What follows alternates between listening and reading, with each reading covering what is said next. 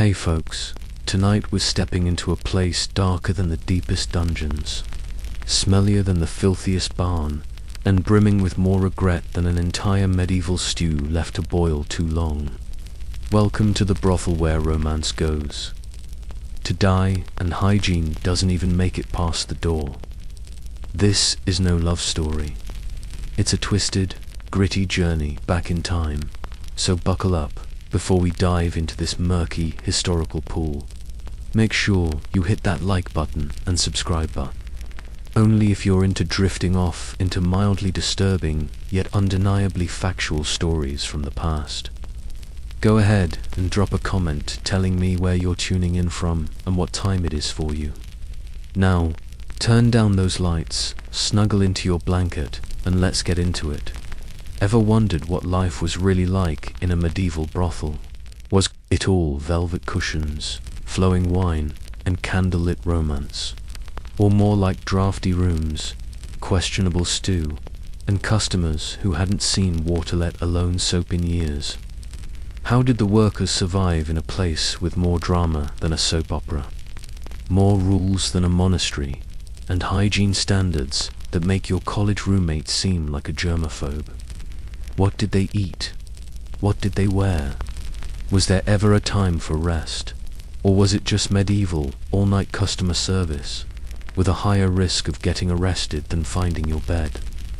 Let's dive deep into the filth, shall we? Congratulations.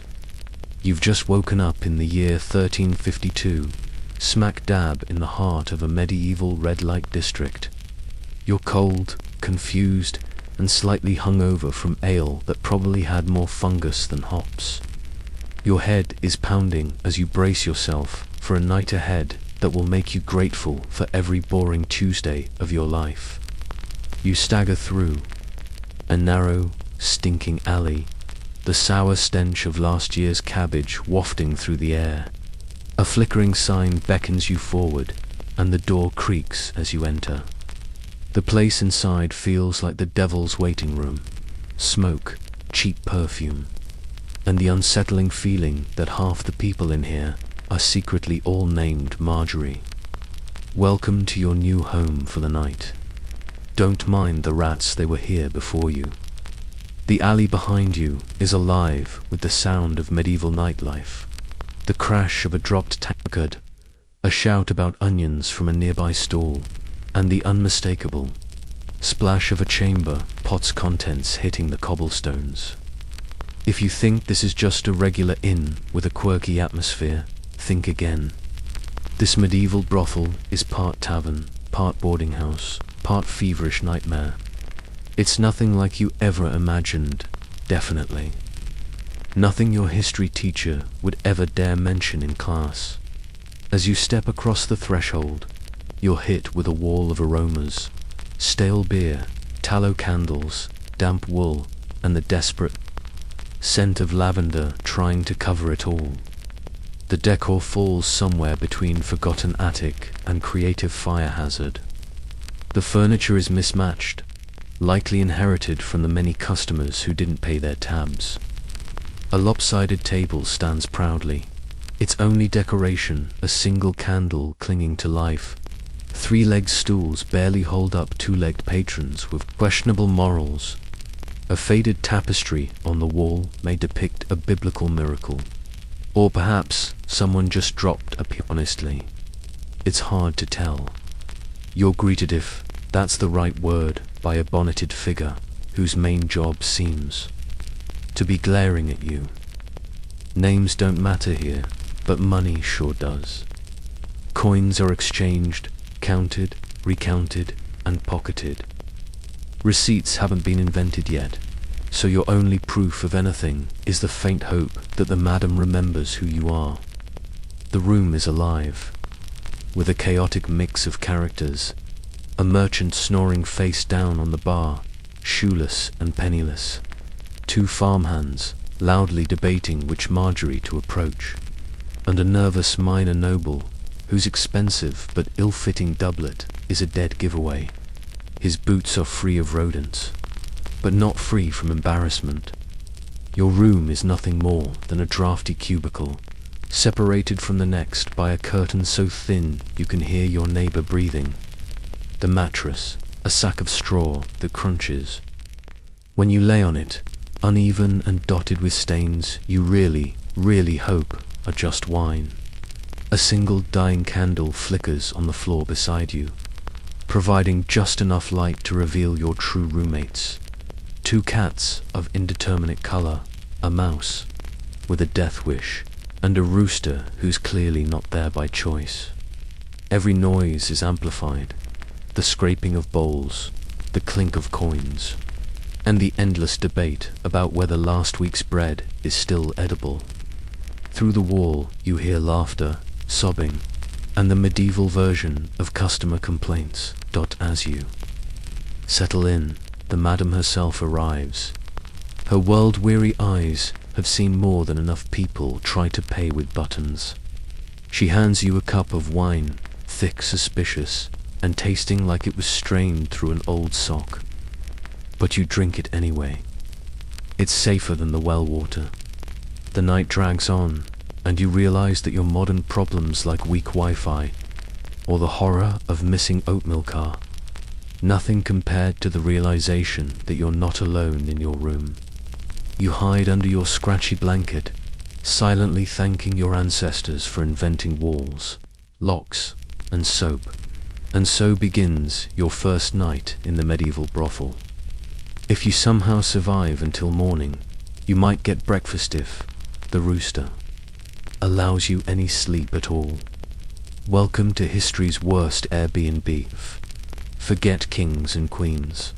Here the madam is the true ruler, armed with an iron ladle, a razor-sharp tongue, and the uncanny ability to detect unpaid tabs. She runs the house with more power than the constable, more memory than an accountant, and more charisma than the local friar. She is the boss, the therapist, the alarm system, and occasionally the executioner of geese. In this world, she's not just the keeper of secrets, she is the secret. The workers might grumble, gossip, and occasionally mutter curses under their breath about the madam's iron-fisted rules.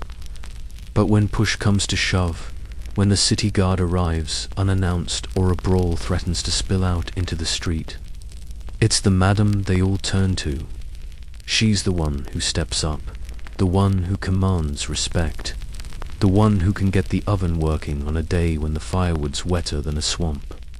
When the angry client storms in, hurling insults and demanding refunds for services rendered that were perhaps more enthusiastic than professional, it's the madam who steps in, calm as a spring morning, and diffuses the situation with nothing but a sharp word and a look that could curdle milk. And when rats scurry across the floor like tiny, sneaky shadows in the dim candlelight, she can scare them off with a single clap of her hands. No magic, just pure authority. To the outsiders, to those passing by, the madam might seem intimidating, even cruel, a woman forged from iron and tempered by the harsh realities of life. But to her workers, to the ones who truly understand the intricacies of her world, she is everything. She is the last line of defense against the chaos of the world outside, the unyielding anchor that keeps this ship from sinking into the sea of disorder. She might give out loans with interest, offer unsolicited advice, whether you want it or not, and on rare occasions strictly after hours. In the most private of moments, she offer a hug, though that's never something to be spoken of outside these walls. Her business is one of survival and strength, and her house is her kingdom. In a world of temporary pleasures and fleeting desires, the madam is the one constant. She doesn't ask for much only respect, punctual payments, and an occasional understanding that running a brothel is no easy feat. Without her, the brothel would crumble. The roof would cave in under the weight of neglect, the stew would burn in the kitchen, and all her workers would be left to sleep in the alley with the goats, their dreams nothing but the fading echoes of the night before. If you ever find yourself in a medieval brothel, one of her establishments, you'd better follow the rules, pay promptly. And whatever you do, never underestimate the power of a woman armed with a ledger, a spoon, and a list of grudges longer than the Magna Carta itself. But before you can get too comfortable, before you can even catch your breath and take in the scent of stale ale and dust, you're handed a list of house rules so long it might as well be a sermon. These rules are written in the same suspiciously blotchy ink as the rest of the documents in the house, and scraps of parchment that have seen far too many hands. Some of these rules look freshly written, possibly added after an incident involving a goose you don't want to ask about it. Others, well, they look ancient, barely legible, and probably still carry the weight of history. The rules here are not just guidelines. They are the very structure that holds everything together, in a world where nothing is certain except the need for survival. These rules are sacred. No juggling torches in the main room. Someone definitely learned this lesson the hard way. Imagine the chaos, the fire hazards, the smell of burnt wool, and the fact that the poor torch juggler probably had a very awkward meeting with the madam later. It's not the kind of job you want to keep after lighting the entire back room on fire. Rule number 1. No fighting inside the house.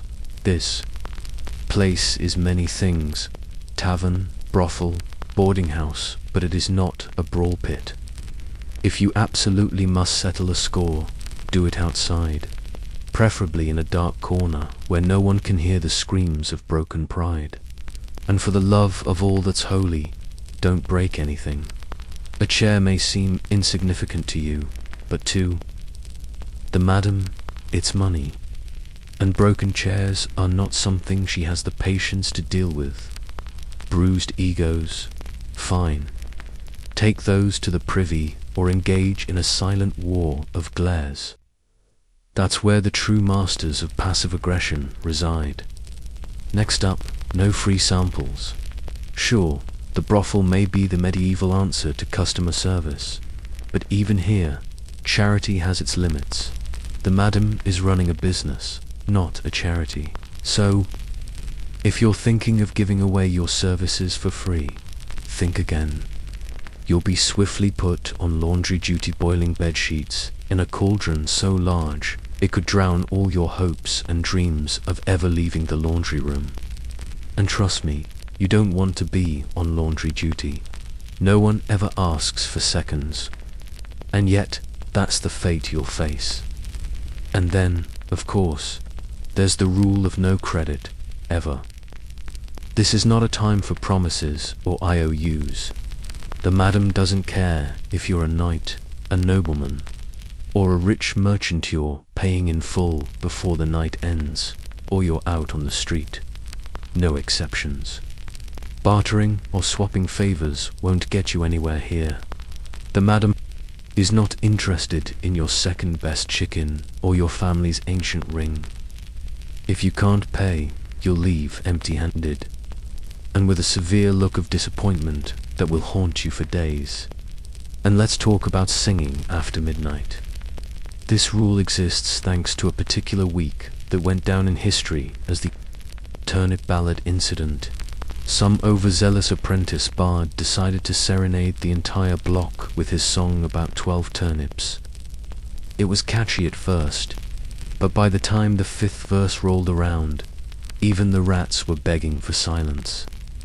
Now, the punishment for late-night singing is harsh. Floor mopping, animal wrangling, and if you're really unlucky, a temporary ban from soup.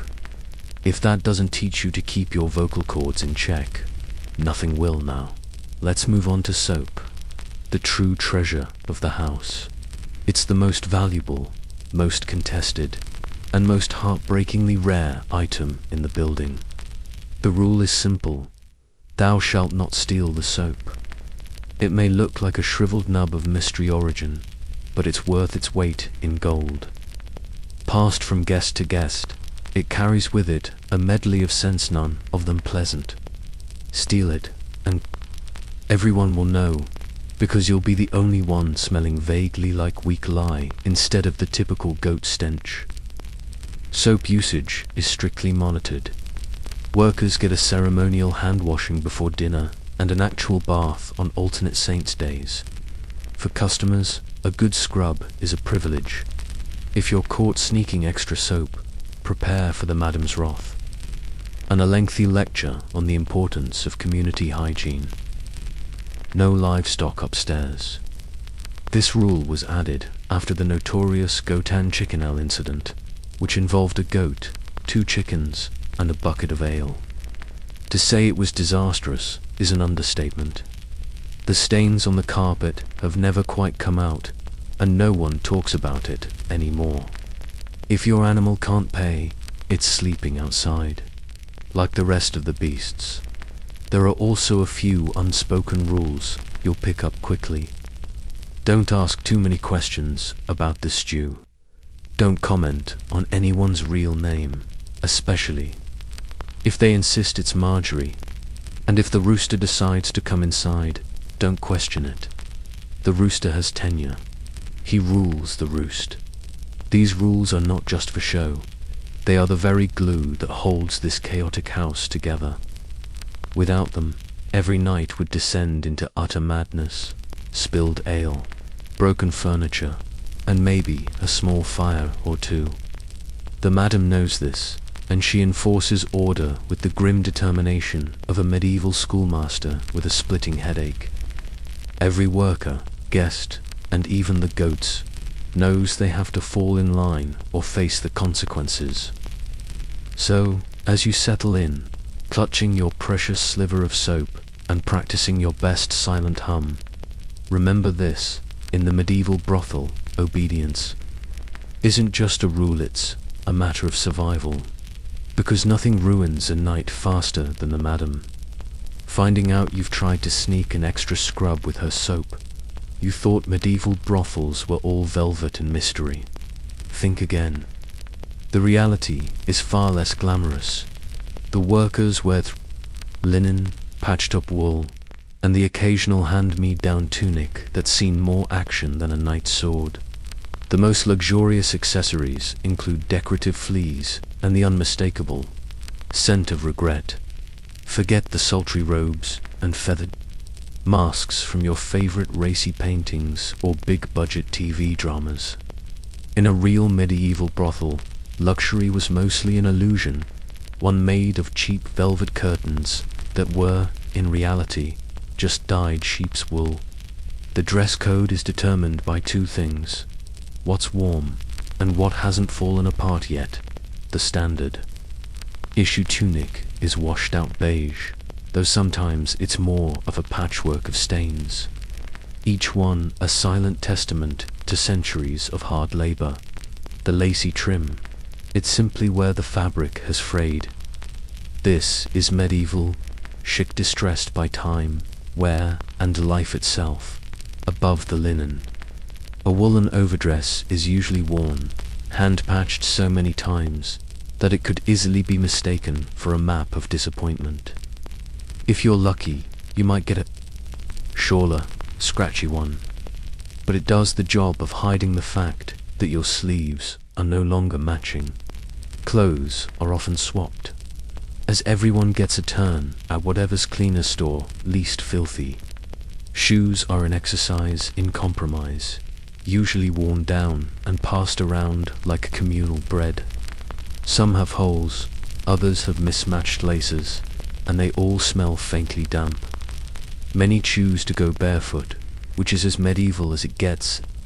You step on something sharp. The true stars of brothel fashion, though. Lice are the ultimate accessory. They thrive in every hem, collar, and personal crevice, making sure you're never truly alone. Jewelry is minimal, mostly ribbons or bits of colored glass strung on a thread. Nothing too flashy. Real gold, only for those lucky enough to find it discarded in a hasty escape. And when they do, it's claimed immediately by the madam for communal improvement, which, as you might guess, never improves anything but her collection of suspiciously nice hats. Hairstyles are simple.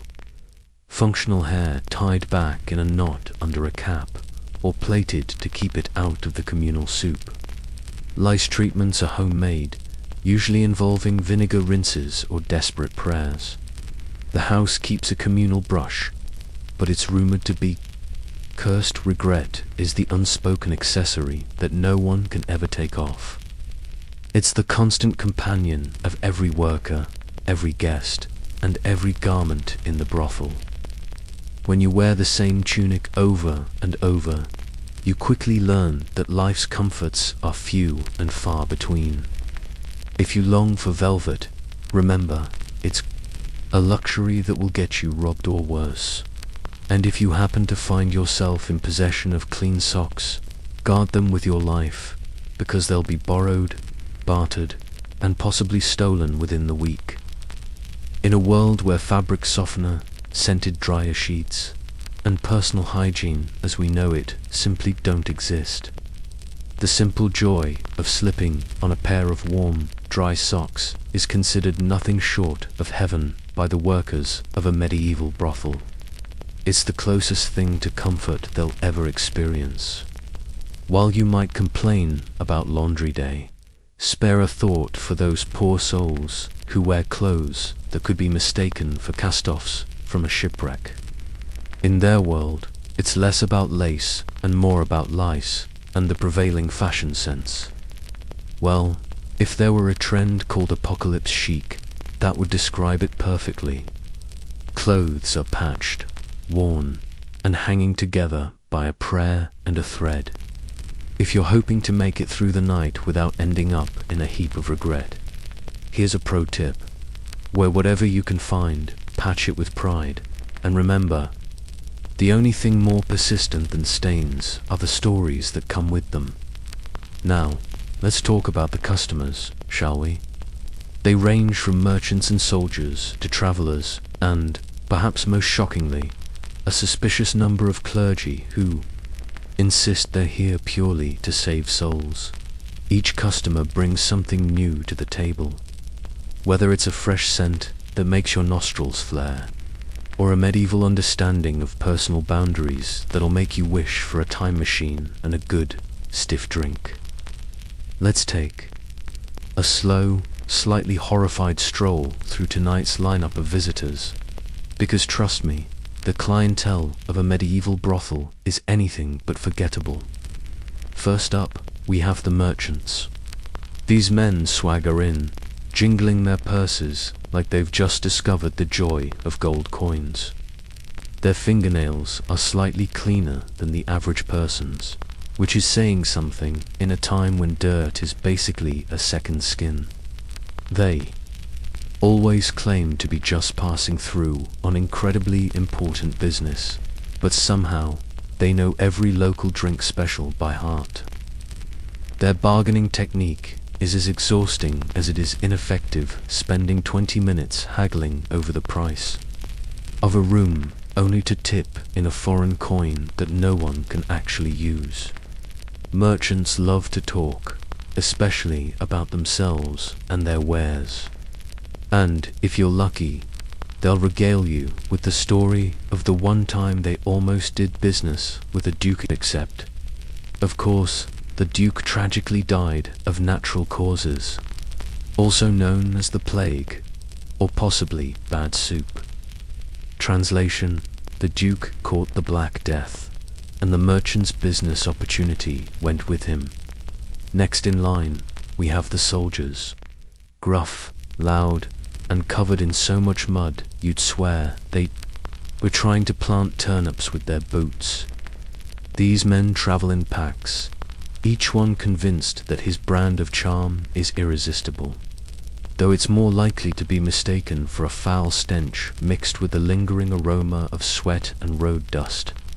Soldiers have been on the road for weeks, and the phrase, smelling like victory, takes on a more literal, nose-watering meaning. When they sit at the table, their manners are, let's say, creative.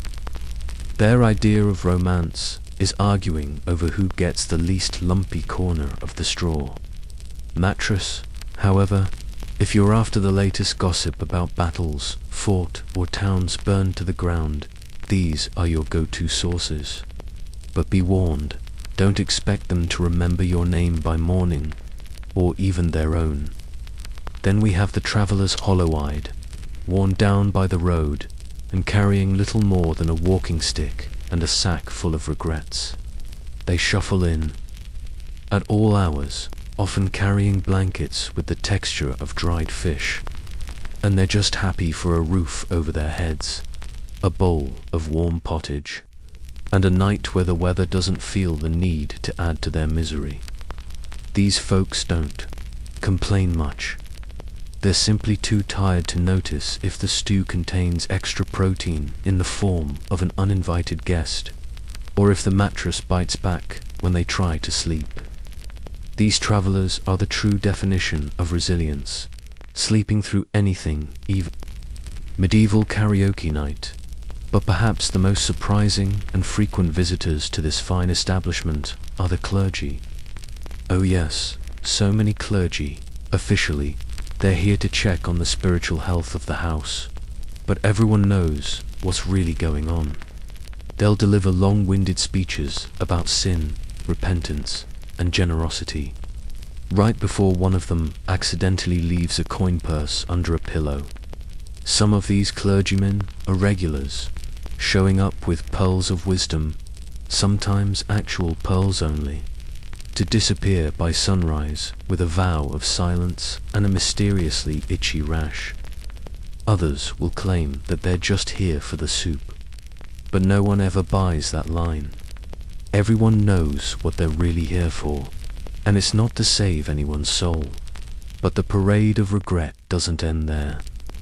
Every now and then, you get a nobleman slumming it in disguise, convinced that no one will recognize him beneath his very common hat, which is, in fact, a velvet cap with a feather so large it could block out the candlelight. He'll attempt to pay in promises, poetry, or invitations to a non-existent feast. If caught, he'll swear he's just an innocent shepherd looking for lost sheep. Everyone rolls their eyes and lets him keep up the charade. If only for the entertainment value, then there are the chronically broke locals.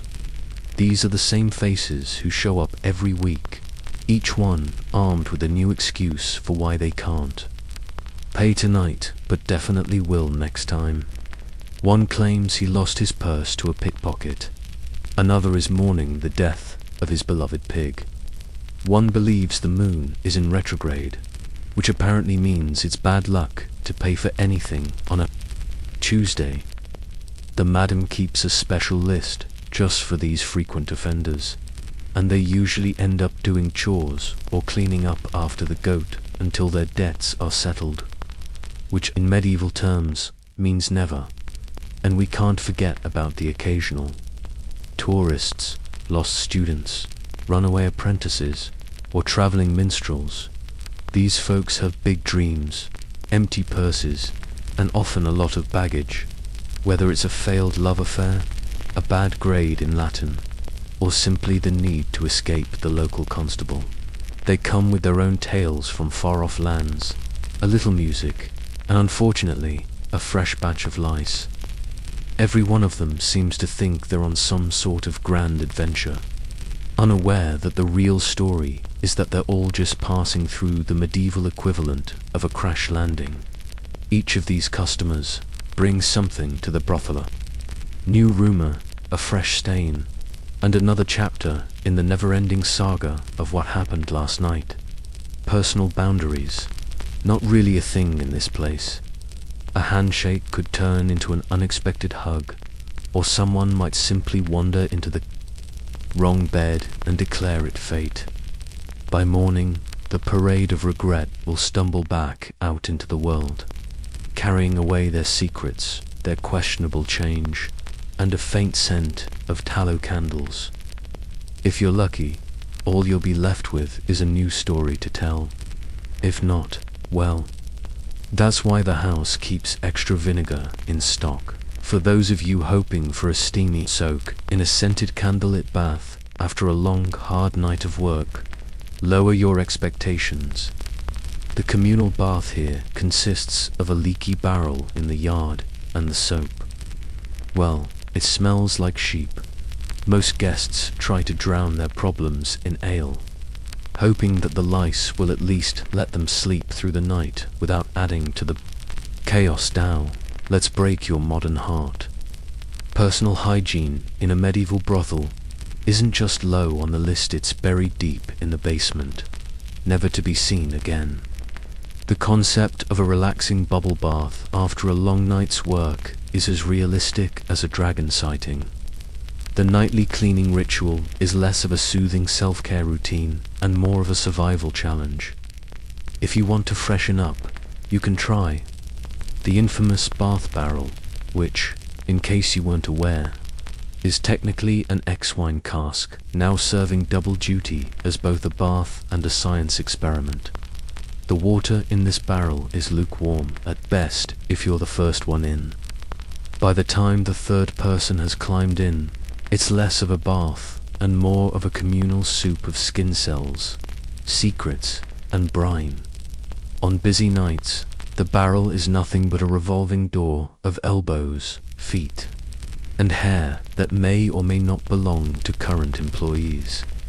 Changing the water between baths, that would require both effort and a reliable water source like Gary's the brothel cannot afford. Soap here is a closely guarded treasure, greyish in color and with the unmistakable aroma of wet sheep and overcooked onions. It's handed out in small, broken slivers, and everyone guards theirs as fiercely as gold. If you're caught sneaking in an extra scrub, the madam's wrath will descend upon you faster than someone singing after midnight. Most people settle for a quick rinse of their hands and face, with full body washes reserved for rare occasions like high holidays, epidemics, or visits from very important customers. And when that happens, an excessive amount of perfume will be sprayed around to make up for the difference. The rest of the time, you just embrace the smell. After all, in a world where everyone's ripe, no one's nose is clean. The air is a medley of sweat, tallow, ale, and whatever herb was thrown on the fire last week. Lavender if you're lucky, cabbage if you're not. As for your guests, they're even worse. Travelers come in with the scent of every horse they've ever met. Soldiers think that dunking their feet in a trough somehow counts as a bath. Merchants try to cover everything with heavy cologne, which only makes matters worse. The worst offenders are those who claim to be naturally clean. The medieval version of someone bragging about how they never get sick after eating something off the floor. Lice and fleas. They're practically a uniform at this point. Combs exist, but they're more a decorative relic than a practical tool. Flea picking is a communal activity, often done while gossiping about who skipped out on their bill. Workers even have favorite spots to sit, not to cool off, but because they're hoping the wind will carry away a few of the persistent stowaways for the extra fancy. There's always the option of visiting the local bathhouse, but beware. Come with their own set of problems, gossip, scandal, and a good chance of running into half the town, including that one priest who asks way too many questions. Plus, they're expensive, sometimes banned, and always a little suspect. As for the brothel itself, it relies on a system of strategic laundering. Bedding gets changed, occasionally shirts and undergarments are rinsed, and anything else is disguised, with fresh rushes on the floor and a silent prayer to Saint Anthony, patron saint of lost causes and missing soap. So, as you settle in for the night, surrounded by the fragrant tapestry of medieval life, remember this: hygiene here isn't a goal, it's a rumor. And tomorrow, You'll be grateful for every sliver of sheepy soap, every gust of fresh air, and every excuse to blame the dog for the smell. Because, in the end, history stinks. And this brothel, well, it smells like history itself. Privacy is a fantasy. You're sharing a room with 3 snoring workers, 2 chickens, and a goat who claims diplomatic immunity. Every creak of the floorboards is a reminder that you're never, ever alone. Let's talk about what the bedroom really means in a medieval brothel. If you're expecting a private suite, soft sheets, or dare you dream an actual mattress, adjust those expectations right now. The shared bedroom is a triumph of creative crowd control, featuring a rickety wooden floor, a ceiling so low you can comb your hair with it, and walls made of patched fabric curtains that do a heroic but ultimately pointless job of pretending to divide the space. The only thing separating you from the next person is the thin hope that everyone else is too tired to care. Your sleeping arrangements are less bed and more crunchy communal nest. A rough pallet stuffed with straw sits atop the cold floor, creaking every time someone dares to breathe. If you're lucky, you score a spot somewhere in the middle, away from the drafty cracks in the wall, and only slightly within pecking distance of the chickens. These birds aren't just pets. They're both early morning alarms and late night emotional support animals, as long as your idea of support is a sharp beak in the foot at 3 a.m. And then there's the goat. Nobody knows how the goat got here. Nobody knows how the goat remains here, but he's carved out his corner near the fireplace and glares at anyone who gets too close. The madam claims he keeps the evil spirits away. Others claim he's the reincarnation of a disgruntled landlord. Either way, the goat is the only one allowed to hog the blanket, and if you move it, you do so at your own risk. The soundtrack of your night includes the following: snores at 3 different pitches, someone muttering their dreams in Old French, the soft rustle of straw as a mouse relocates, and the abrupt squawk of a chicken settling a personal vendetta. There's always a midnight negotiation about who gets the good pillow, the one with the least amount of mysterious stains. Usually, it ends in compromise, or more likely, nobody wins and everyone settles for a lumpy bundle of laundry. Personal space, it's an ancient legend. On the coldest nights, everyone huddles together for warmth, forming a sort of human lasagna layered with linen, wool, and desperation. You might find yourself spooning with a co-worker you barely know, one arm flung over the chicken for good measure. Nobody makes eye contact in the morning. If you think insomnia is a modern problem, try sleeping in a room where someone always needs to get up. Whether it's for the chamber pot located conveniently behind a curtain that only blocks sounds if you believe hard enough to feed the animals or to chase off the aforementioned mouse. And don't forget the parade of customers who occasionally blunder into the wrong room, convinced they're looking for Marjorie, when really they're just one curtain short of disaster. Then there's the temperature.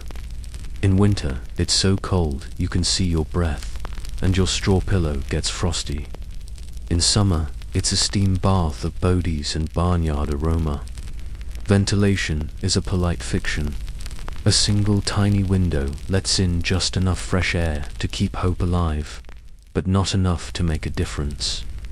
If you do manage to drift off, the goat usually wakes you up at dawn by standing on your feet, reminding you who's really in charge. And yet, in all this chaos, there's a weird sort of comfort. The shared bedroom is where stories are whispered, secrets exchanged, and the occasional forbidden laugh bubbles up despite everyone's best efforts to sleep. You realize, as you pull your blanket tighter and try to ignore the chicken using your shoulder as a perch, that you're living a slice of history. The exhausting, noisy, communal side that never makes it into fairy tales. So, as you lay awake, serenaded by snores, livestock, and the distant arguments of your neighbors, remember, privacy is overrated, and sleep is optional. In the medieval brothel, you never truly rest alone, because the night, like the rent, is always shared. Forget the 9 to 5. In a medieval brothel, the real action starts after dark. Oil lamps flicker, coins clink, and the air fills with a chorus of fake laughter and actual coughing. You wonder if anyone here has ever had 8 hours of uninterrupted sleep. The sun has barely dipped below the crooked rooftops, and already the brothel is transforming. What was earlier a haven for exhausted workers and the world's laziest goat is now a bustling epicenter of medieval nightlife. If you can call it life, the atmosphere thickens with a fog of candle smoke, spilled ale, and at least 3 competing perfumes, all fighting to cover up the faint but persistent odor of turnips and regret. It all starts in the common room. The rickety tables are quickly repopulated with merchants eager to part with their coin. Soldiers looking for distraction or a fight, whichever comes first. Clergy whispering prayers and apologies in equal measure. The staff are already in motion, weaving between bodies with a kind of skill that only comes from years of dodging unwanted advances and flying tankards. The night shift is here, and business is officially open. The oil lamps, sputtering reluctant light, cast everyone in a flattering golden glow if you're standing at the right angle. More likely, you just look like you've wandered into a dramatic play about the dangers of questionable lighting. Shadows gather in every corner, perfect for whispered gossip and clandestine transactions, or for customers trying desperately to remember which Marjorie they spoke to earlier. The soundtrack is pure medieval, the snap of firewood, the jingle of coins being counted twice, just to be sure, and the intermittent hacking of a cough that may or may not be contagious. Laughter rises and falls in carefully modulated waves. Everyone determined to sound more relaxed and successful than they actually feel. The barmaid spins wild stories to the soldiers, each one bigger and more unlikely than the last, because reality has never been a popular beverage here. For the workers, the night shift is a test of endurance. There are customers to charm, drinks to pour, songs to sing, and occasional brawls to break up before the madam has to intervene with her legendary ladle. Every interaction is a performance. Smiles are practiced, jokes are rehearsed, and every movement is calculated for maximum coin collection and minimum personal injury.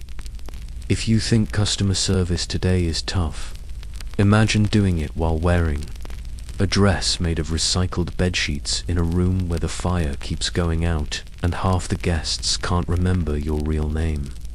Some customers are sweet, some are tragic, and some are just here to sleep it off in the corner, leaving a trail of muddy footprints and sake bread behind. On any given night, you might overhear a marriage proposal, a dramatic confession, or someone swearing eternal love to a barmaid who's already forgotten what he looks like. Secrets are currency, and everyone is always trading a little bit of theirs for a little bit of someone else's. Sometimes, in the lull between songs and arguments, you wonder if anyone ever truly sleeps here. The short answer, absolutely not. Breaks are rare and treasured. If you manage to sneak away, it's only to the cold storm to catch your breath, splash your face with water, or, if you're truly desperate, sit on a crate of onions and pretend you're somewhere else. The night feels endless. Even when the last customer staggers out and the lamps are snuffed, sleep is still a distant hope. There's bedding to wash, coins to count, and the never-ending hunt for that one missing chicken. By the time dawn teases the windows with a pale grey glow, you're left wondering if you worked through the night or just lived it on repeat. The rooster crows, the goat yawns, and you realize the only thing more persistent than the customers is the feeling that you've never, not once, slept all the way through the night. In a medieval brothel, the night shift is less a job and more an act of survival. Business as usual.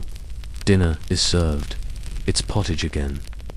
A thick stew containing vegetables, grains, and something that might have been a pigeon. If you're lucky, there's stale bread. If you're really lucky, it isn't moving. Let's break the fantasy right here. Eating in a medieval brothel isn't candlelit romance or decadent banquets. It's more like a game show where the only prize is not getting food poisoning. Pottage is the house specialty. And by specialty, I mean it's the only thing anyone knows how to cook. Every night, the same battered cauldron sits on the fire, bubbling away with a desperate hope that someone brought a fresh turnip or at least a handful of barley. It's less a stew and more a living record of everything that's passed through the kitchen this month. The secret ingredient is always whatever's left. Carrots that look like they're reconsidering their life choices, onions from the bottom of the sack, and a generous scoop of last week's mystery meat labeled pigeon for plausible deniability. Sometimes the meat is rabbit, sometimes it's rat, and once in a blue moon, a very unlucky chicken. You don't ask too many questions. That's how rumors start. And rumors get you assigned to dishwashing duty. Let's talk texture. Pottage isn't smooth. It's hearty, lumpy, and sometimes chewy in ways that vegetables really shouldn't. The broth changes color depending on what's been boiled in it lately, ranging from murky brown to suspiciously green. Some nights, you hit the jackpot and find a whole bean.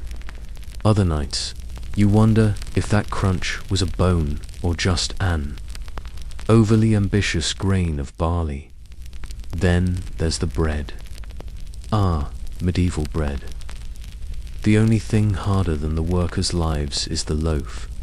It's dense, grey, and so stale it could be used as a defensive weapon in the event of a tavern brawl. If you drop it, it either shatters or leaves a dent in the table. Slicing it requires both technique and upper body strength. On rare occasions, someone brings in a soft bit from the baker's wife. An event so momentous, it's commemorated with a round of applause and a moment of silence. If you want butter or cheese, you're in the wrong tax bracket. Here, dairy is reserved for special occasions, visiting nobles, or bribes for the city. Inspector, sometimes there's a spreader suspicious smear of something that claims to be lard. You try not to think about it too hard because overthinking is dangerous in a medieval kitchen. The kitchen itself is a miracle of medieval engineering. A smoky fireplace, one pot never properly scrubbed, and an assortment of wooden spoons and knives so blunt they might be safer than actual cutlery. Dishes are washed with boiling water, sand, and prayer. The cook, usually someone who failed at every other job, wields a ladle like a weapon and threatens anyone who complains about portion size. For drinks, you're served weak ale or watered-down wine. Water isn't trusted, and for good reason. It's safer to risk a mild hangover than whatever lives in the town well. On special nights, someone sneaks in a jug of something stronger.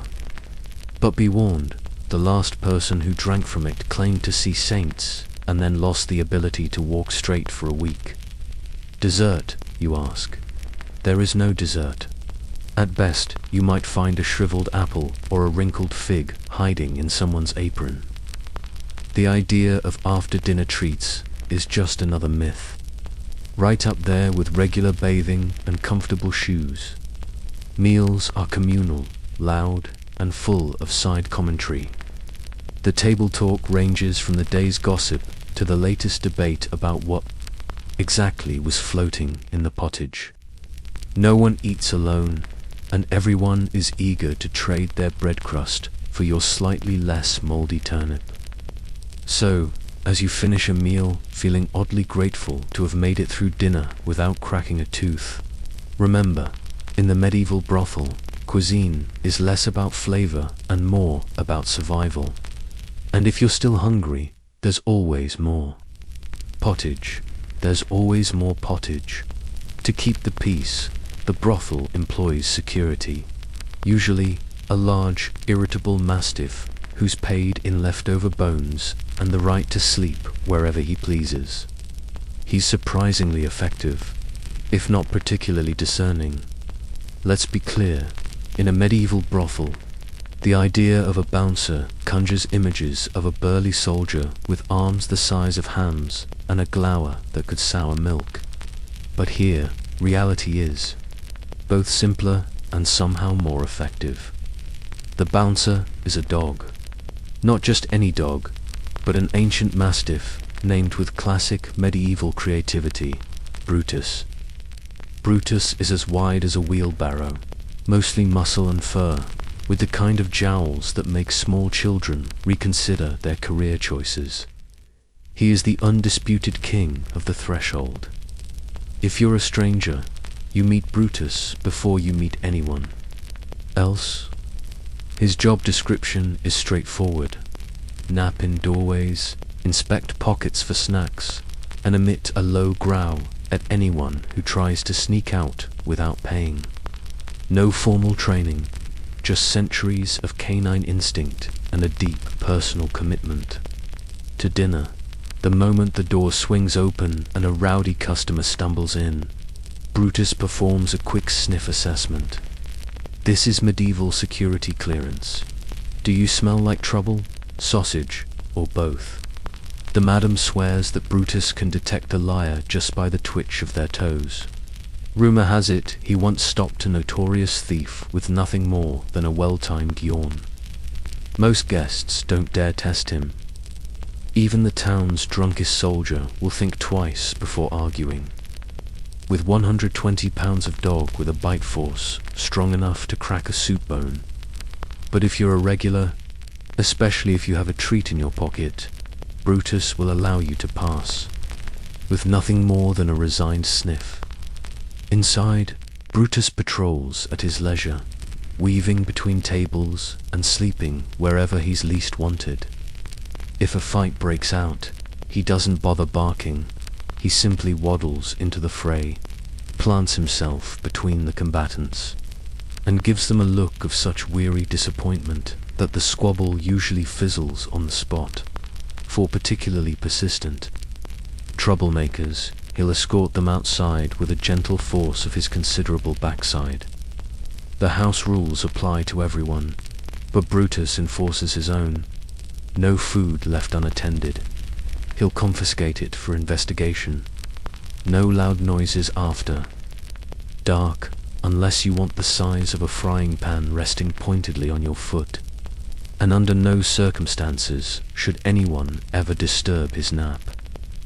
One unfortunate merchant learnt this the hard way, and his shoe is still missing. Other security measures are more symbolic than effective. There's a wooden club behind the bar, used mostly for stirring soup. A rusty old sword hangs over the doorway, half as threatening as Brutus' morning breath. For emergencies, the madam keeps a whistle, though most agree it's just to call the dog in for backup. The real genius of canine security, though, is psychological. Word travels fast in a medieval town. Everyone knows the brothel is guarded by a beast who fears nothing except running out of bones, petty thieves, jealous husbands, and even the occasional angry bishop will hesitate before starting trouble in a place where the bouncer drools on command. Of course, Brutus isn't perfect.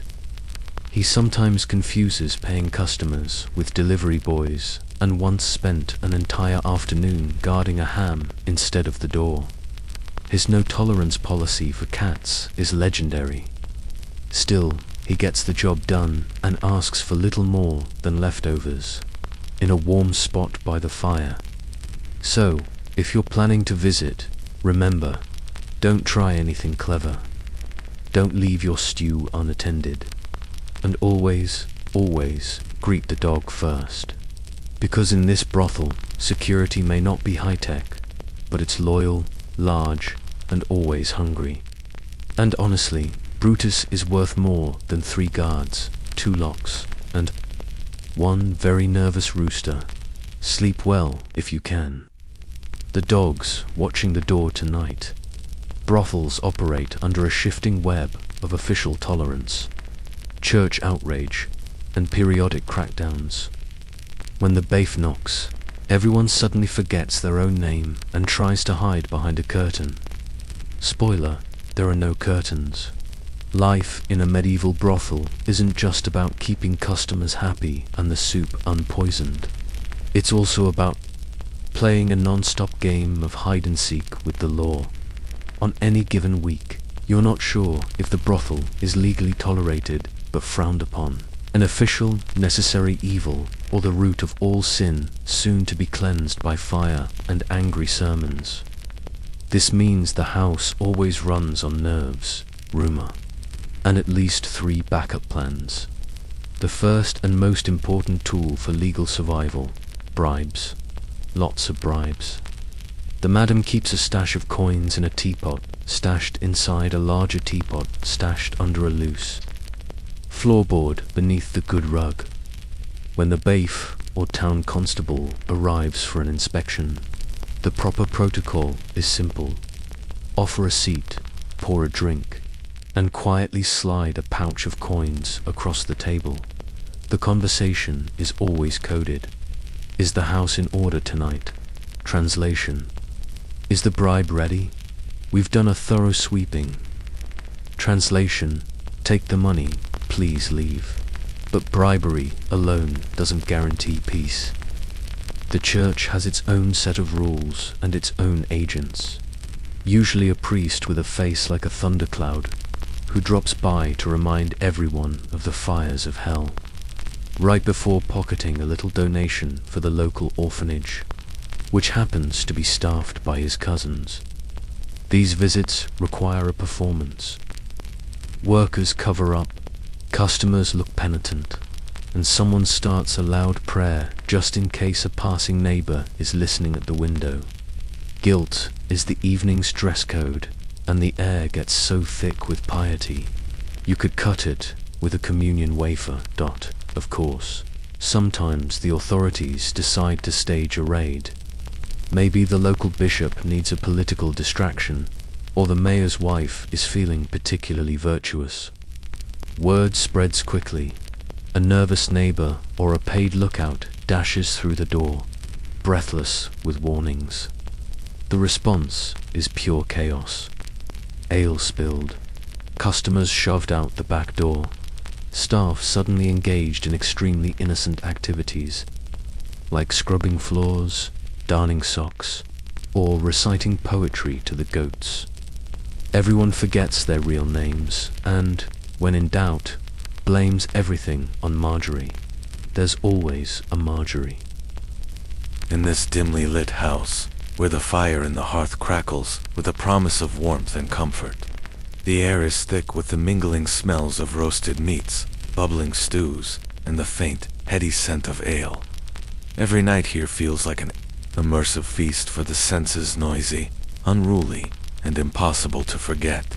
The crowd is a mix of the weary, the drunk, and the eager, all coming together in a symphony of chaos and camaraderie.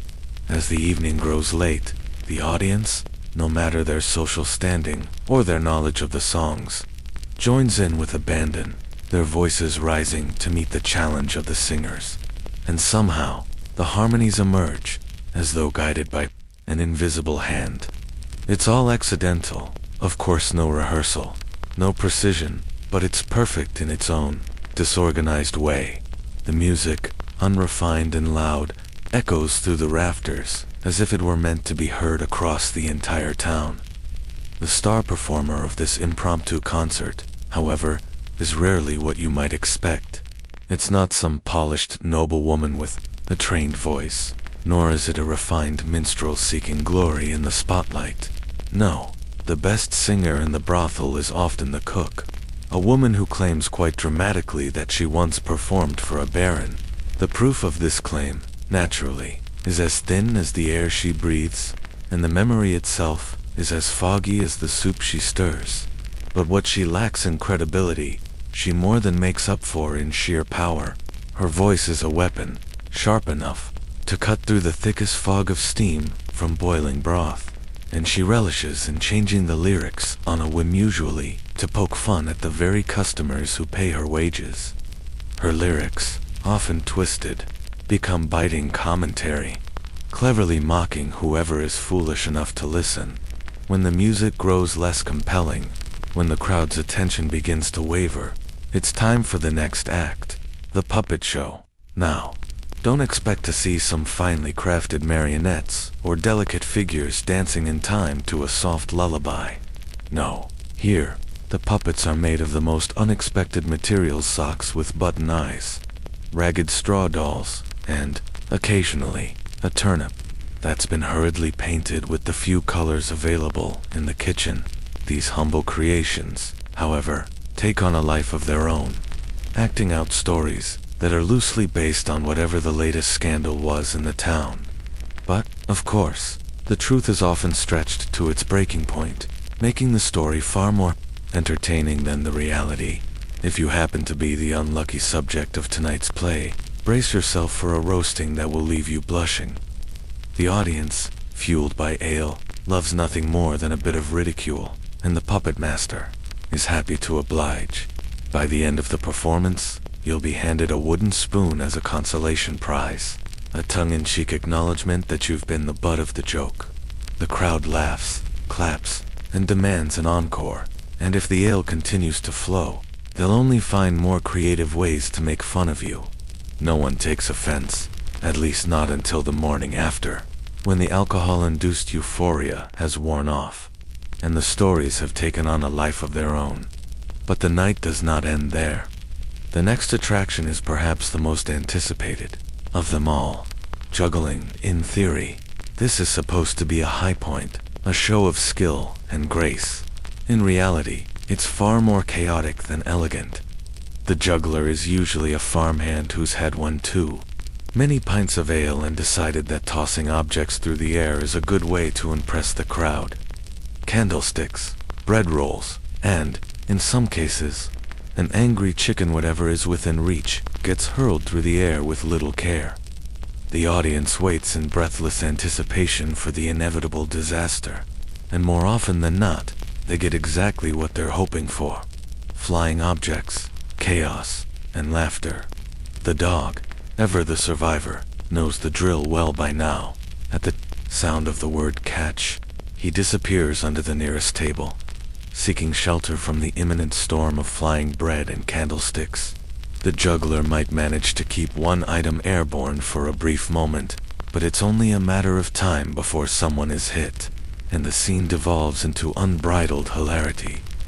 It's not impressive, it's a disaster, but it's glorious in its own way. The audience roars with laughter, and the show continues until the farmhand stumbles off stage, triumphant in his failure. Games follow, of course, because what would a night at the brothel be without competition? The dice are loaded, always contested. The stakes are high, though the stakes have no real meaning here. It's all about the fun, the thrill of the game, and the inevitable, good-natured cheating that happens when someone is just a little too eager to win. Card games take on a similar shape, with rules that are either non-existent or constantly changing. There are no real boundaries, no structure to any of it. In fact, at least 3 people can be declared winners by the end of each round, simply because the game is so fluid that no one quite knows what's going on. But perhaps the most beloved of all is the guessing game.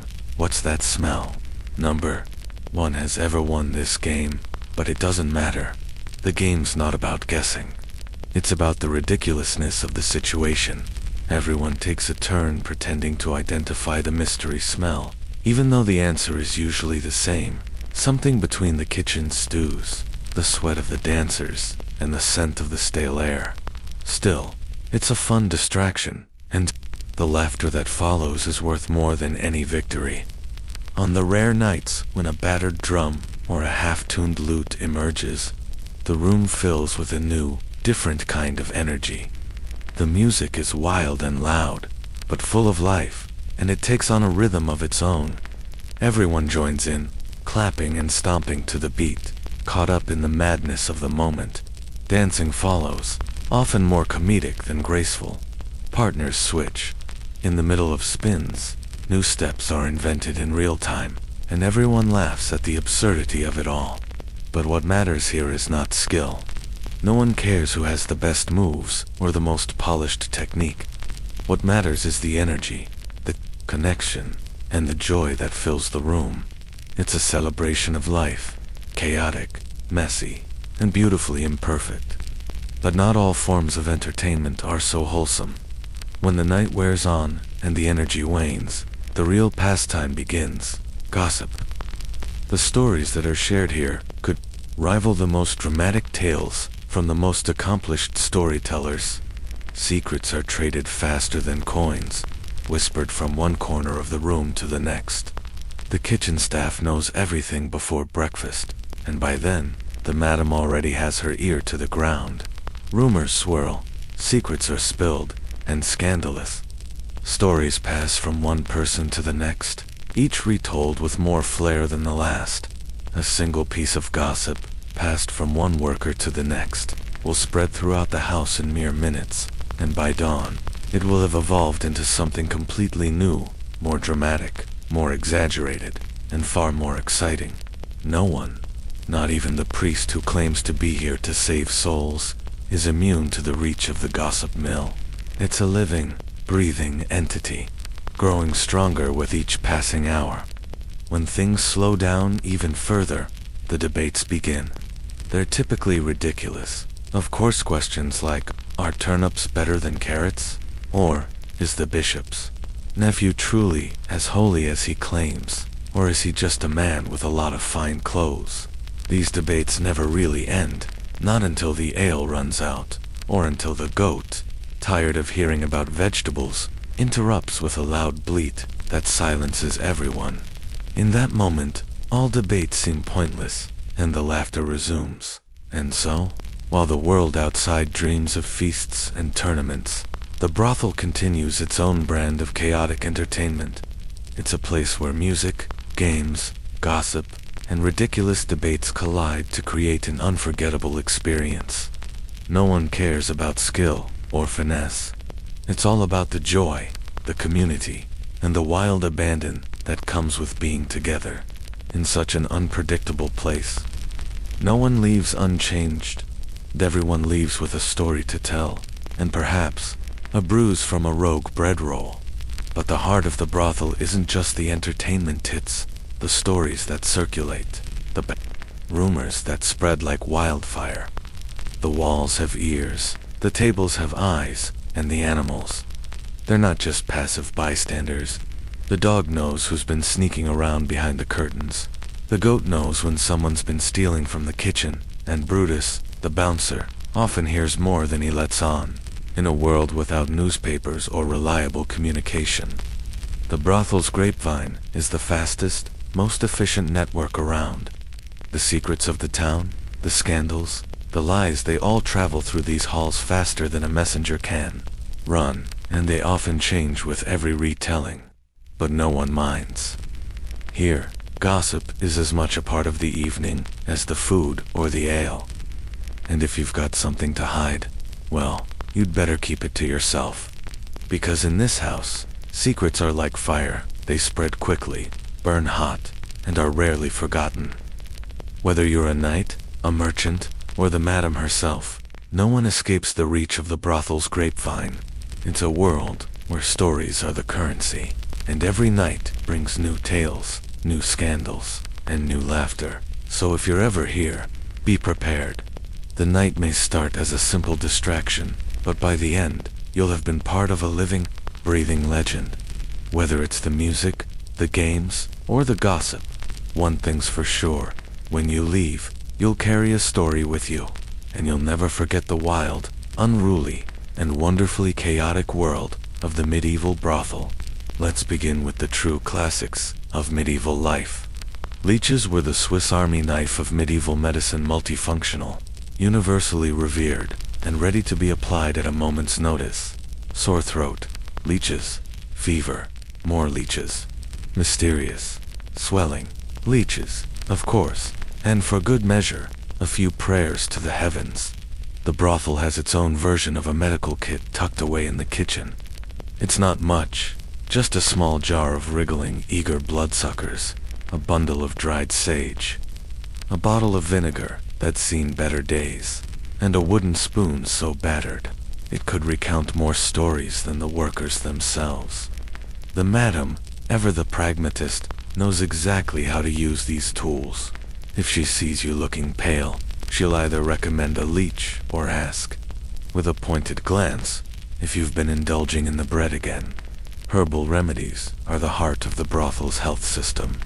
Every worker knows where to find a sprig of mint, a handful of thyme, or a clump of dried lavender. There's a belief here that if you can name the plant, you can probably brew it into a tea that will fix whatever ails you: headaches, insomnia, or a heavy heart. Got a headache? Boil some willow bark. The bitterness may not cure you, but it'll certainly distract you long enough to forget about the dull ache. Struggling with sleep? A pinch of poppy seeds in warm milk should do the trick, but be much, and you might end up dreaming of the goat running for mayor, in a frantic dash for the council seat. But the house favorite, onions, they are the cure-all of the brothel, applied with wild optimism to everything from bruises to bites. Sometimes, they're tucked under pillows to ward off bad humors, or placed near windows to keep the evil spirits at bay. The more inventive workers even stuff them in their socks to draw out illness. Whether or not it works is debatable. But one thing is for sure, you'll smell like the healthiest person in the room, which, considering the circumstances, is no small achievement. When it comes to wounds and cuts, the first line of defense is usually a clean rag if you can find one. The second option is a mixture of honey and herbs, applied with a hopeful sigh. Honey was considered the medieval equivalent of a miracle drug. Sticky, sweet, and capable of solving any problem, except heartbreak and taxes. And when the wound gets infected, brace yourself for the most terrifying remedy of all: hot iron. Yes, cauterization. The sound of a metal rod being heated over the fire is enough to make even the bravest souls blanch. It's as painful as it sounds, but remarkably common, as people try desperately to avoid infection, and sometimes they fail. Superstitions fill the voids where medicine cannot reach. Everyone has a cousin who cured the pox by burying a toad under the front step, or a neighbor who survived a fever by sleeping with a silver coin in their mouth. It's all part of the charm of medieval medicine. In the brothel, remedies are shared like secrets. With each cup of ale, workers swap cures, warnings, and tall tales. A friar might recommend a potion, or a worker could just make something up on the spot. One of the favorite concoctions is vinegar and rosemary for a sore throat. It never works, but no one will tell you that. What they won't mention is that you'll probably taste vinegar for the rest of the day. But hey, at least you'll feel like you've tried everything now. If you thought you were safe from injury, think again. Every brothel worker is a semi-professional nurse in their own right. Cuts, bruises, and sprains are part of the job. When someone's foot gets caught in the door, or when an over-enthusiastic customer causes a scene, the workers are there, patching up the wounded. You'll be handed a rag and some salve, and told to sit tight while someone gives you a quick, makeshift bandage. It's not much, but it gets the job done most of the time. The occasional burn from the stove, Just a little honey and a whispered prayer, and you're good to go. And let's not forget the madam's preferred method of treatment, the sprig of rue. She keeps it above the door, swearing that it wards off plague, bad luck, and, most importantly, her mother-in-law's unwanted visits. The sprig is so common that it has almost become a part of the brothel's signature scent, sweet, sharp, and perpetually in the air. But when things really go south and herbal remedies aren't enough, the workers make a pilgrimage to the local barber surgeon. This man is a jack of all trades, sharpening knives, pulling teeth, trimming hair, and, on particularly brave days, attempting surgery. He's got a steady hand, a collection of rags, and a cheerful indifference to whatever pain he might cause. Anesthesia. Hold this stick, bite down, and try not to scream too loudly. The neighbors will hear. His motto. Success is defined by the patient's survival, not by their comfort. Every worker knows that there's always a new remedy making the rounds. A stranger might come through with a potion he swears by, and before you know it, everyone's trying it.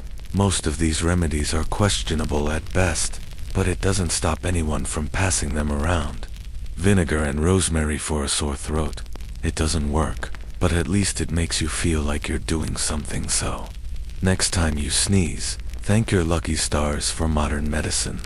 In the medieval brothel, your best hope for recovery is a good herbal poultice, a brave face, and the knowledge that, at worst, you'll be the topic of next week's gossip. Health here isn't about biology, it's about belief. Hope, like the leeches, is always in ready supply. As the sun begins to rise, reality reclaims its place in the brothel. The workers stumble out of the shared room, their bodies aching and their minds fogged by a combination of exhaustion and too much wine. The oil lamps are sputtering out, and Brutus, the dog, is still snoring in the warm ashes of the hearth. The last customer has stopped serenading a barmaid and passed out with his face in an empty ale barrel. The shared room is a chaotic mess, a tapestry of tangled limbs, stray clothing, and the distant sound of someone regretting every life decision that led them here. Your first task is always a full-body inventory. Did you make it through the night with all your personal belongings? Did the goat steal your socks again? Are there new bruises? Can you remember how you got them? In a medieval brothel, a night's work always leaves a mark. Whether from an over-enthusiastic customer slipping on a rogue turnip, or even from the madam's wooden spoon during a heated argument about the house rules, injuries are part of the job. But somehow, they're almost always brushed off with a laugh and a shrug. The night may have been wild, but you've survived, and that's what matters. After the inventory comes the next challenge, counting your earnings. You empty your purse, pray it's heavier than it feels, and try not to look too closely at the madam's share. Breakfast is always the next hurdle. You pray that the cook remembered to skim the rat out of the breakfast stew. And if you're feeling brave, you fish out the lumps of questionable origin. A good day brings bread and an egg. A bad day brings something thicker than the gossip stew, so heavy you could use it as a weapon. Some workers brave it with a handful of dried herbs. Others close their eyes and chew quickly.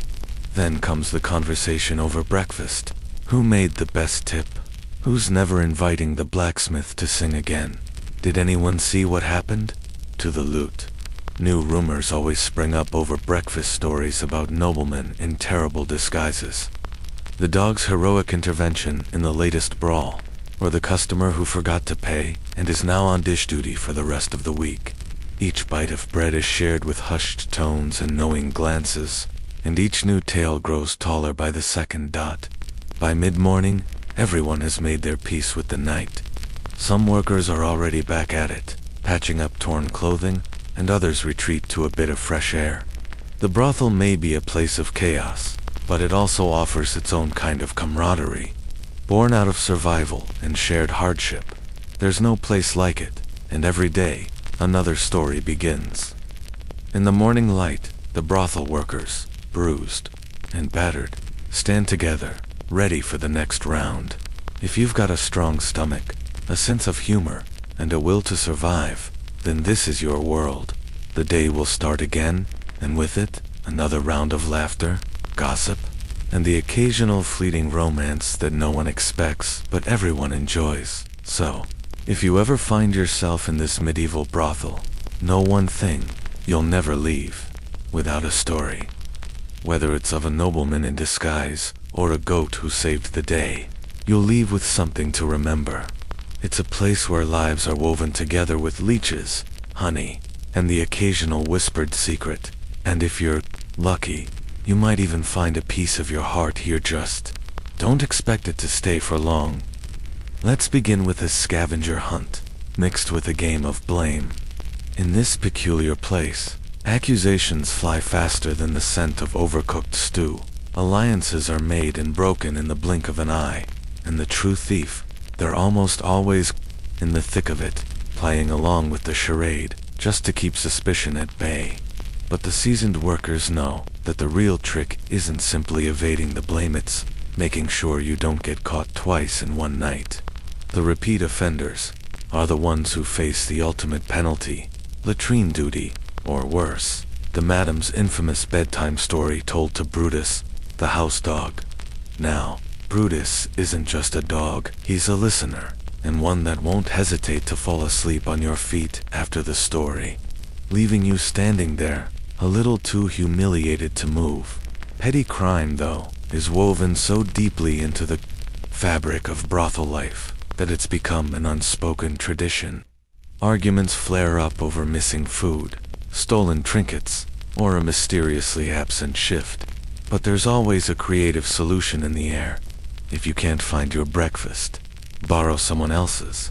If the only clean shirt you own is gone, simply dive into the laundry pile.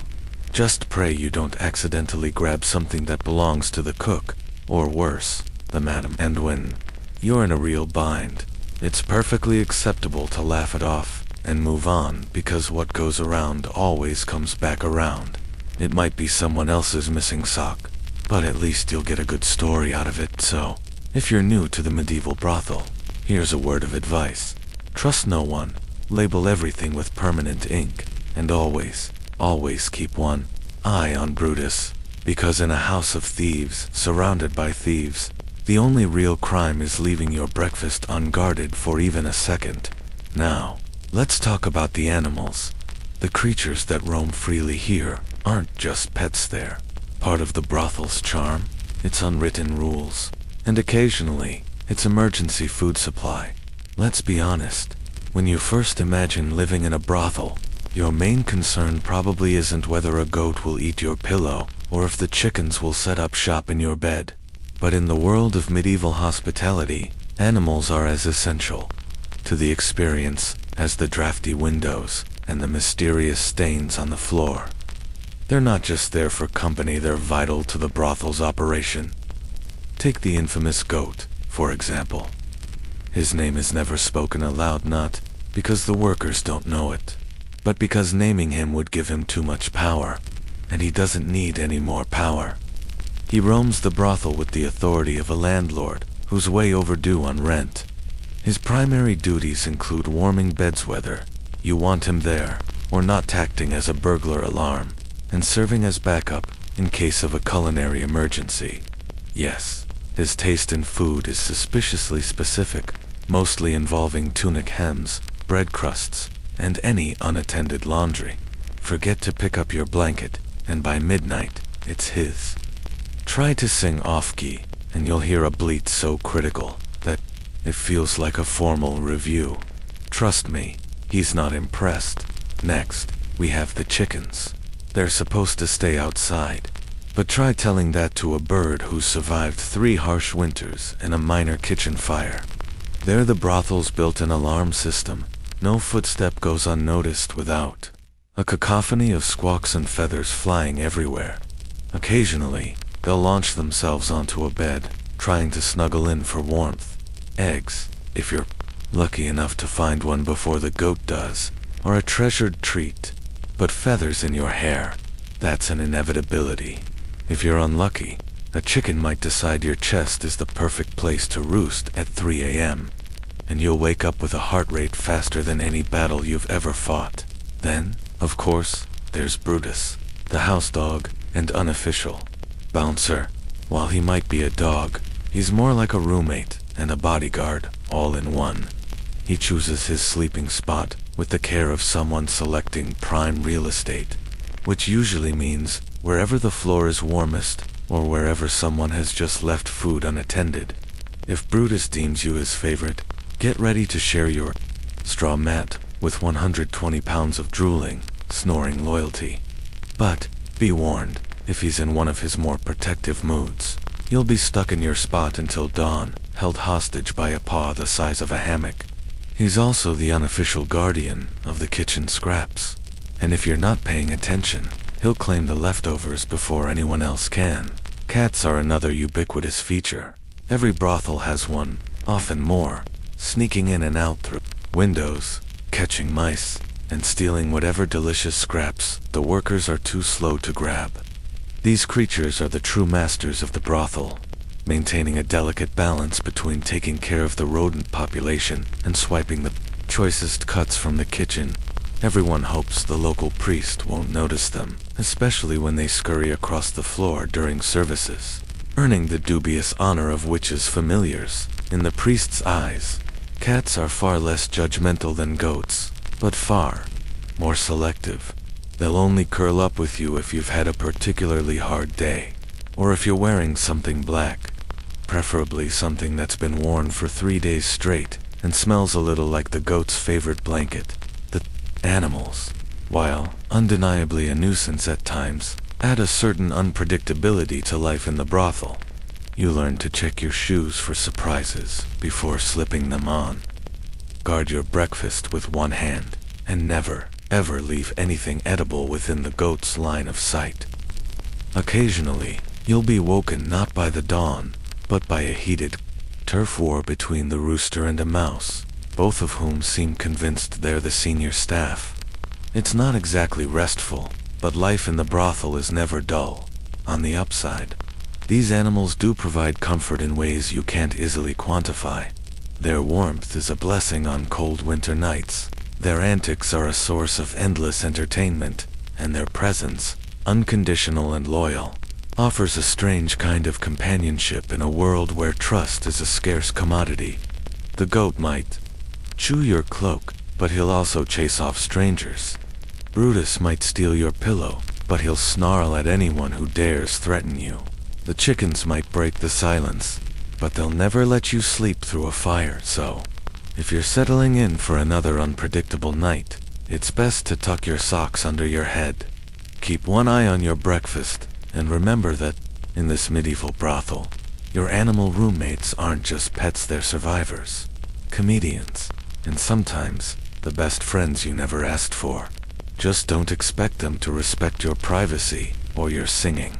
No matter how good you think you sound, by morning, you're already planning your escape. Whether it's through marriage to a rich customer, running off with the lute player, or simply hiding in a barrel until spring, every plan seems more plausible after a night spent in this place. The morning after is always a reckoning. The cottage still smells suspiciously like last night's stew. Your bruises are fresh, and you've spent another sleepless hour listening to the goat critique your snoring. Your priorities have shifted. You no longer dream of riches or romance. All you want is a quick exit with your shoes, your dignity, and a good dose of luck intact. The urge to escape is as old as brothel life itself. You'll soon discover that everyone here has at least one harebrained scheme brewing just under the surface. First, there's the marriage strategy. Maybe you're hoping that a wealthy customer will fall madly in love with you, blind to your lice, the questionable cuisine, and the fact that your best dress has seen better days. It's a charming fantasy, one that some workers swear by, convinced that a handsome merchant will whisk them away, leaving behind the chaos of the brothel for a life of domestic bliss. Then there's the romantic getaway with the lute player, because Nothing says escape like a dreamy-eyed musician who plays all the right notes and never sticks around long enough to be accountable. The lute player is the medieval equivalent of a rock star, irresistible, but utterly unreliable. Still, after a few cups of wine, you can almost convince yourself that running away with him is a viable option for those less interested in romance and more invested in sheer survival. There's always the classic hide until the coast is clear technique. Barrels, lofts, and even laundry baskets are used as temporary hideouts, with workers waiting for the perfect opportunity to flee. One worker spent a whole afternoon hidden behind the ale casks, only to be discovered when the goat took an unusual interest in the arrangement. Others try blending in with the morning delivery crew, or faking an illness so convincingly that even the madam starts to worry. But the real trick is never in the escape, it's in finding the moment when you're no longer just surviving, but starting to plan a life outside of the brothel.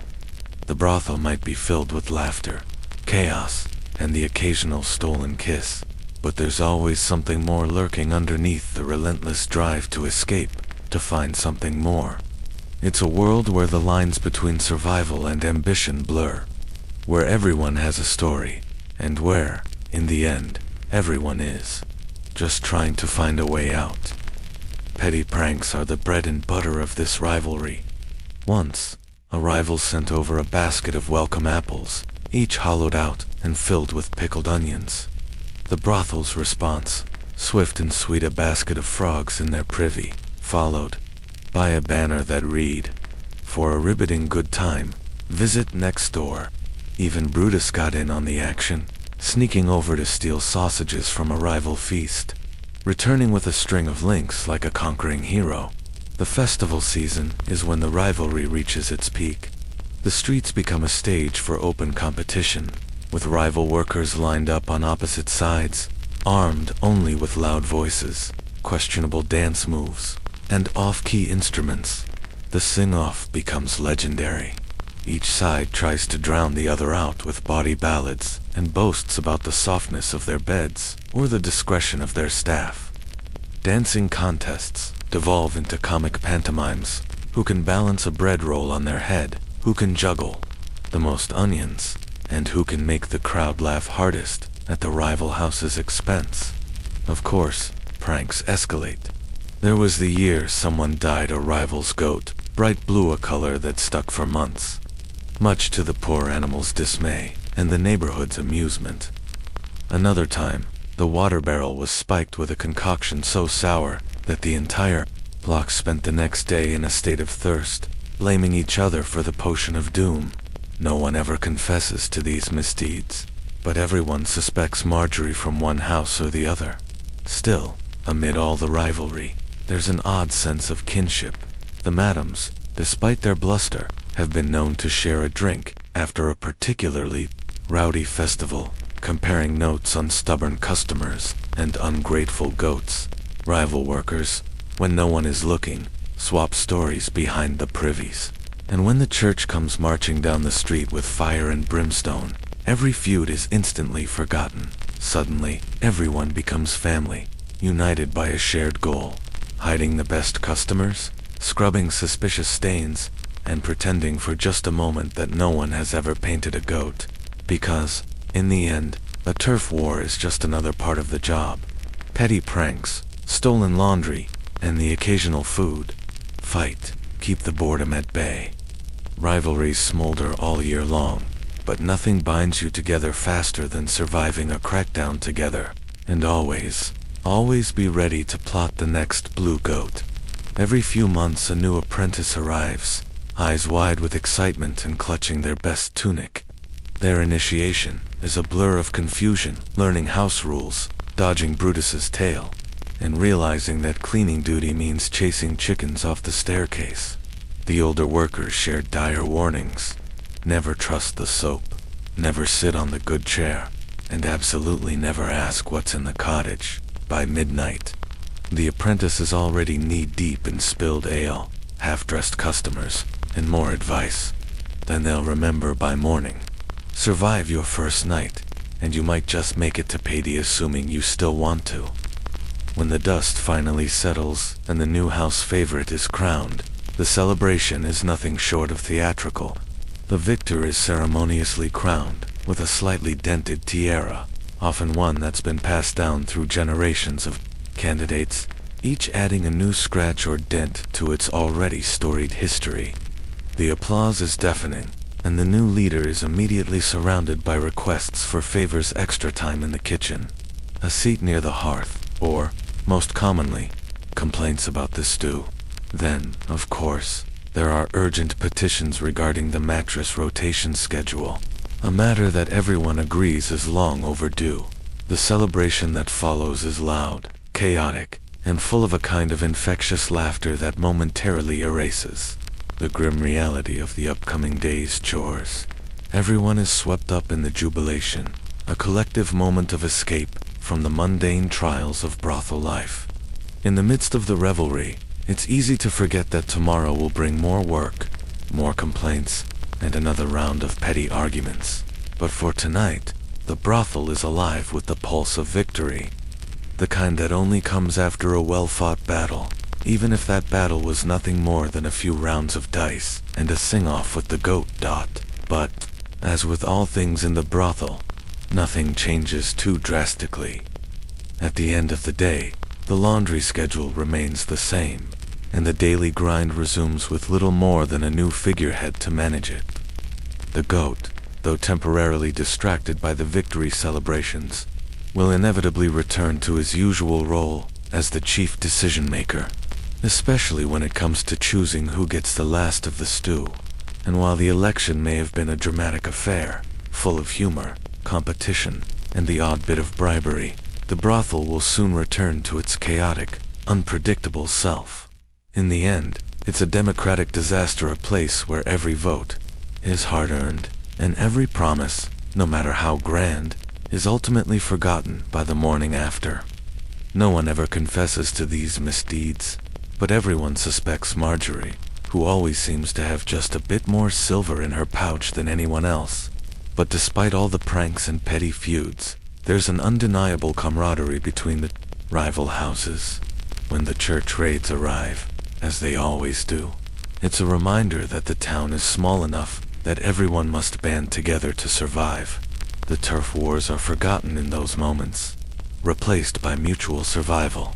For when the brothel doors close and the festival dust settles, one thing becomes clear: petty pranks, stolen laundry, and the occasional blue goat are just part of the job. In a world of rivals, thieves, and unlikely friendships, survival comes not just from strength, but from knowing when to laugh, when to fight back, and when to call a truce if only for a few hours. Let's start with a game of scavenger hunt, mixed with a touch of theatrical blame. The first to spot the relative raises the alarm. A ripple of whispered panic surges through the house like a quick spark of wildfire. Whose aunt is that? Someone hisses. Hide the dice, quick. Another voice barks. Someone fetch a clean apron. But not just any apron, the other clean apron. The transformation is swift, like a well-rehearsed play. In one moment, the common room is a vibrant whirlwind of raucous laughter, clinking, mugs, and rowdy chaos, with drunken bets being made and games of dice scattering across the tables. In the next, it becomes a study in medieval respectability, almost as if the room itself has been scrubbed clean of its untamed soul. The house's most notorious flirta, worker whose charms could make a stone statue blushes, suddenly the cook, ladling out portions of the evening's stew with an air of dignified concentration. The loudest gambler, who's usually in the middle of a heated dispute over a bet, is now the night shift bookkeeper, shuffling papers with a pen held in an almost professional way. Even Brutus, sensing the dramatic shift in the atmosphere, assumes his most dignified sprawl on the hearth, his forelegs arranged in a symmetrical, almost aristocratic manner, head held high with an air of quiet authority. That is, until the aroma of freshly baked pie reaches his nose, and his true priorities become very apparent. A low, appreciative grunt escapes his throat, and before you know it, he's lazily inching closer to the pie, as if nothing at all has changed. Meanwhile, Aunt Agnes, the unsuspecting visitor, is ushered inside with the kind of reverence normally reserved for saints and royal tax collectors. Her eyes scan the room, taking in the sight of the patched curtains hanging from the windows, like old tattered flags of a forgotten war. The suspiciously lively game of chess being played with ale mugs and chicken bones, and the unmistakable scent of cheap perfume, trying and failing to mask the more honest odors of the brothel. She isn't fooled by the change in the room's decorum, but she's too polite to comment on the obvious discrepancy between what's expected of her as a visitor and what's actually happening around her. The introductions begin, a flawless masterclass in improvisation. "This is Marjorie," the madam says, her voice smooth and convincing. She's in charge of guest relations, and this she gestures toward the stoic man holding a ledger's will. He fixes things. Nobody mentions what exactly he fixes, and Aunt Agnes, always one to avoid probing too deeply into matters of the brothel, wisely refrains from asking. Next come the questions. They start soft, innocent even, like, "You seem busy, dear. Do you work long hours?" And then there's the sharper edge. "Is that the same tunic I sent you last Easter?" Aunt Agnes' eyes narrow with suspicion. Finally, she asks, with apparent genuine concern, "And why does the dog have his own bowl at the table?" The answers, of course, are as vague as they are practiced. "Oh, the hours are steady. Yes, laundry day is tomorrow. Brutus is on a special diet," Marjorie answers, hoping to ease her aunt's curiosity without going too far into the house's strange and complicated daily routines. A shared, unspoken hope hovers in the air, silently wishing that the people, a little burnt at the edges but a miracle in its own right, will be enough to prevent the conversation from straying into more dangerous territory. But as all relatives do, Aunt Agnes grows too comfortable. She begins to wander, her steps slow but deliberate, inspecting the corners of the house, as if searching for something to call out, or perhaps something to reveal about the peculiar lives of her relatives. At once, 3 workers spring into action, blocking the staircase with practiced ease. "Drafty up there," one says loudly. "We keep it closed." Another worker, ever the quick thinker, starts passionately recounting the disastrous events of the town's most recent market day, a story that, by now, everyone has heard at least a dozen times. Meanwhile, the guest book, a battered and scribbled-in ledger stuffed with code names, odd doodles, and increasingly absurd entries, is quietly spirited away to the kitchen, under careful guard by both the madam and the goat, just in case Aunt Agnes's curiosity gets the best of her. And then comes dinner. If the relative stays, the tension in the room thickens, each movement fraught with the quiet anxiety of potential disaster. Every bite of pottage becomes a gamble. Will Aunt Agnes comment on the taste, the portion size, or, worst of all, the sight of the goat eating directly from the serving bowl? Surprisingly, most family members choose diplomacy over honesty. It's a social faux pas too great to ignore. Criticizing the host's pottage, no matter how is an unforgivable breach of etiquette. Even in a brothel dessert, if it can be called that, is a careful affair. Maybe a wrinkled apple appears, or a cup of the house's special wine that has been diluted just enough to fool Aunt Agnes into thinking it's something special. The conversation turns to safer topics, whether distant cousins, and how lovely it is that everyone here seems so close, despite the peculiar nature of the establishment.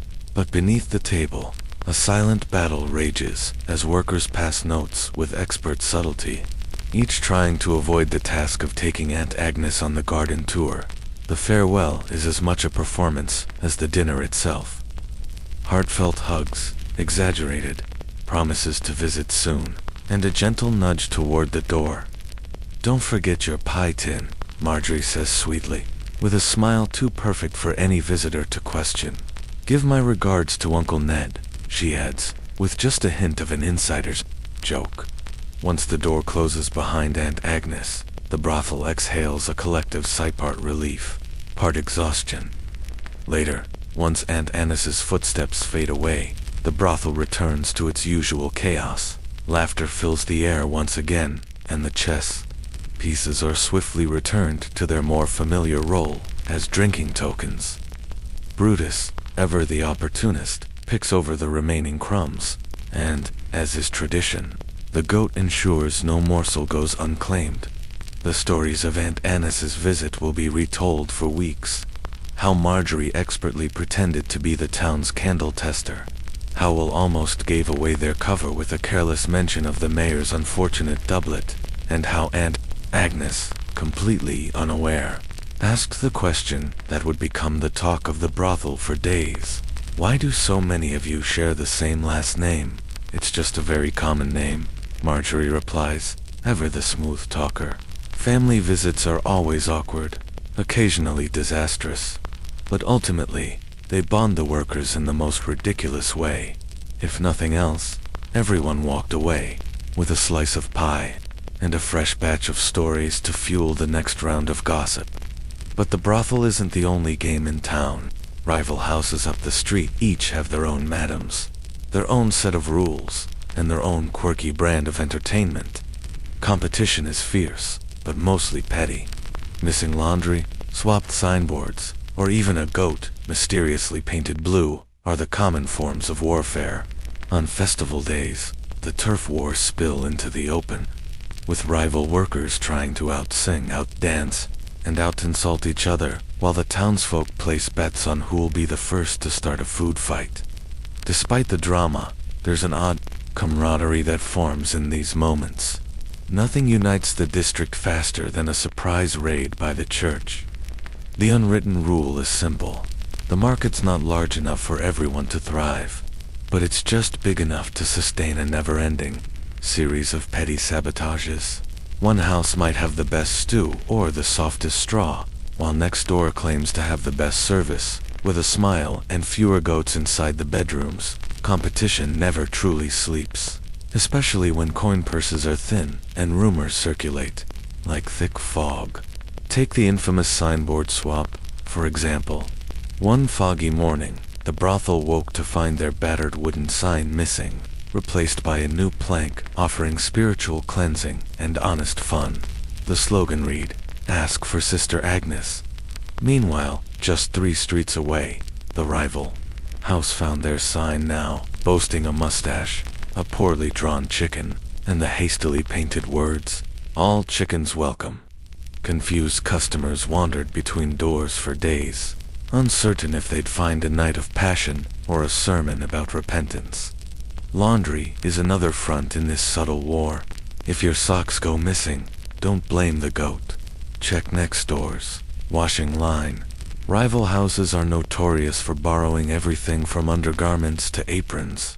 Nothing stirs the pot faster than finding your best petticoat hanging out on the neighbor's line, now smelling suspiciously like their perfume, and sporting a patch where your name used to be. One candidate might wake up early to fetch fresh rushes for everyone's bedding, then spend the day reminding you who did it. Another hosts impromptu debates in the common room, grilling opponents about their stance on stew ingredients, curfew, times, and whether the rooster should be allowed to sleep inside. Handbills are out of the question. Paper is too expensive, so each hopeful instead announces their promises at full volume, preferably when the madam is within earshot. Bribery is practically required. Promises fly thick and fast. Vote for me, and I'll sneak you the best bit of cheese, or my administration guarantees 2 extra minutes with a communal comb. Soap is the gold standard of electoral currency. One candidate seeks sealed victory with a rare unscented bar. Some offer up their rarest privileger, night without bucket duty, or the right to first pick from the lost and found box. Even Brutus, the mastiff, gets courted with bones and belly scratches, though his vote is easily swayed by whoever smells most like stew. Debates are lively, occasionally descending into farce. One year, The goat was nominated as a joke and ended up coming. Second, thanks to a suspiciously organized farm animal block. There was a brief attempt to introduce a debate moderator until the cat, sensing chaos, curled up on the ballots and refused to move. Policies are debated. How to keep the bathwater clean, whether singing after midnight should be banned, and who's responsible for the mysterious stains on the parlor curtains. Ballots are scraps of anything handy-torn cloth, old receipts, even a particularly sturdy bit of crust. Voting is theoretically anonymous, though everyone knows who wrote Marjorie for president in chicken scratch. The counting is done with great ceremony and even greater confusion, usually interrupted by a customer demanding a refill or a sudden rainstorm that soaks the ballot box. In case of a tie, a runoff is decided by the most medieval of all methods: wrestling, dice, or, if things get desperate, a sing-off, judged by the goat. When the dust settles, the new house favorite is crowned with a slightly dented tiara, given a standing ovation, and immediately beset by requests for favors, complaints about the stew, and urgent petitions regarding the mattress rotation schedule. The celebration is loud, chaotic, and full of the kind of laughter that makes you forget for a moment about tomorrow's chores. In the end, nothing changes too much except the laundry schedule and maybe, just maybe, the sense that for all its madness, the brothel is one very democratic sort of disaster. At least until next year's election, when the goat runs again, promising hay for all